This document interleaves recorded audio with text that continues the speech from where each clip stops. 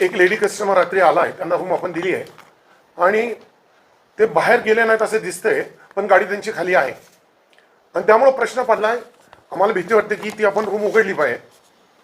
मग त्यांनी रंजू बाबांना फोन केल्यानंतर रंजू बाबांनी पोलीस स्टेशनला फोन केला. तो त्या दरम्यान हाही आमचा मॅनेज पोलीस स्टेशनला कंप्लेंट नोंदवायला गेला आणि कुठलंही उत्तर न आल्यामुळं मग पोलीस स्टेशनचे लोक आले.